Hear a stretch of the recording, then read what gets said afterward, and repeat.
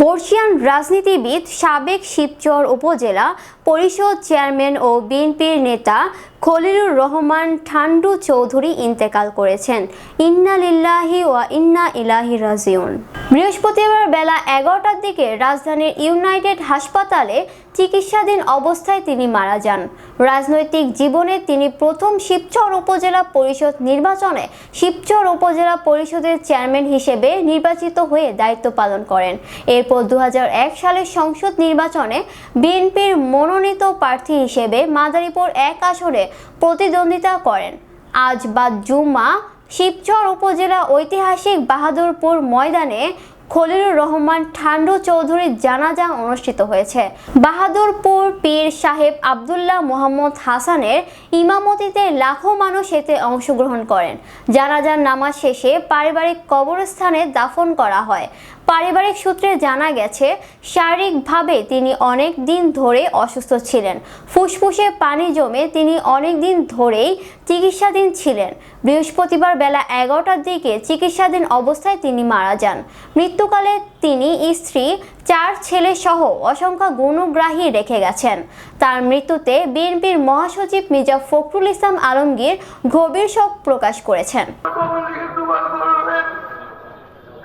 আমার বাবা যদি কোনো মুহূর্ত ঠিক করে থাকে, আপনাদের মনে যদি জানতে পারেন কোনো দুঃখ দিয়ে থাকে।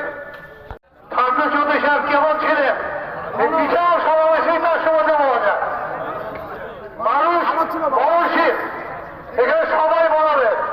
এখানে আমার এক বড় বাবা উপস্থিত, যিনি আমার ঠান্ডু বাবা খেতে বড়। আজকের এই বিশাল সমাবেশে জানালে আপনারা যারা শরীর রয়েছেন, এসেছেন, আমি আমার পরিবারের সবার পক্ষ থেকে আপনাদেরকে কৃতজ্ঞতা প্রকাশ করছি। সাইমন আমার ভাই, ও কথা বলতে পারে নাই, আমি একটু বলি।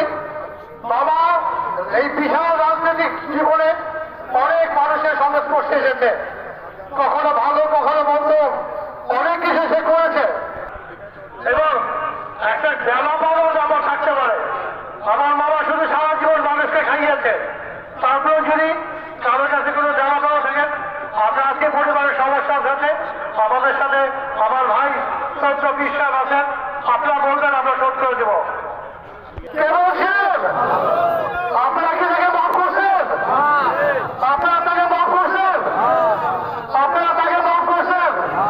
আল্লাহ দরবারে আপনাদের এই দাওয়াই পৌঁছাক, এতে আমি আশা করতেছি এবং আবারও সবাইকে আমার পরিবার সবার থেকে ধন্যবাদ জানাচ্ছি।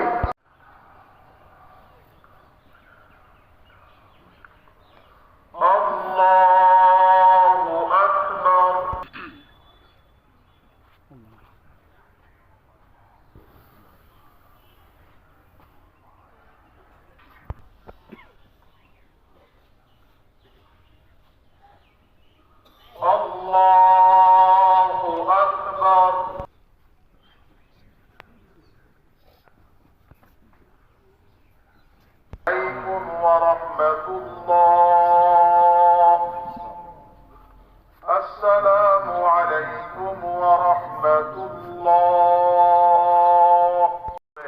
আল্লাহ পাক সবরে জামিল যেন দান করে। জানাজার পরে আর লাশ খোলা হবে না, এটা ফেরাও।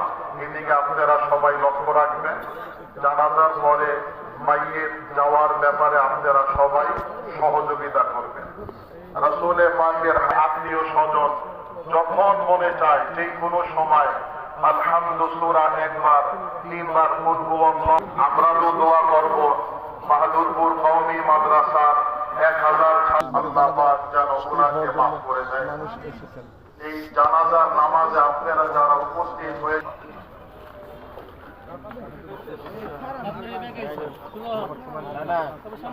জানেন, মরহুম খলিলুর রহমান চৌধুরী ঠান্ডু চৌধুরী সাহেবের সমাধি তার বাড়ির মসজিদের সামনে, বাইতুল মসজিদের সামনে।